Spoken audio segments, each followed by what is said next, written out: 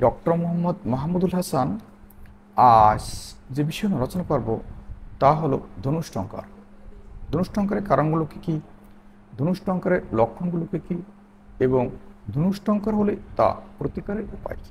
শিশু, পুরুষ ও মহিলাদের যাবতীয় রোগের প্রকৃত চিকিৎসা নিতে গুগল প্লে স্টোর থেকে হোমিও হেলথ কেয়ার অ্যাপটি ইনস্টল করে রেজিস্ট্রেশন করুন। বিস্তারিত জানতে besthomeodoctor.com ওয়েবসাইটটি ভিজিট করুন।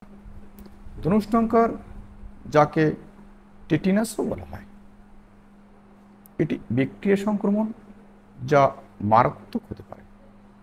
এখন আমরা জানবো ধনুষ্টঙ্কারের কারণগুলো কী। ধনুষ্টঙ্কারের অনেকগুলো কারণ রয়েছে। ক্লোস্ট্রিডিয়াম টেটানি নামক ব্যাকটেরিয়া দ্বারা সৃষ্ট হয়।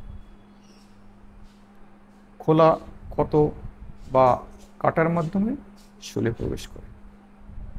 এখন আমরা জানবো ধনুষ্টঙ্কারের লক্ষণগুলো কী। ধনুষ্টঙ্কারের অনেকগুলো লক্ষণ রয়েছে। সাধারণত সংক্রমণের 3 থেকে 21 দিন পরে দেখা দেয়। চোয়ালে পেশি শক্ত হয়ে যেতে পারে।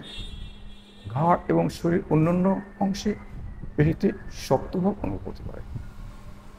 মাথা ব্যথা হতে পারে, জ্বর হতে পারে, প্রচণ্ড ঘাম দেখা যেতে পারে, হৃদস্পন্দন বৃদ্ধি পেতে পারে, শ্বাসকষ্ট দেখা যেতে পারে।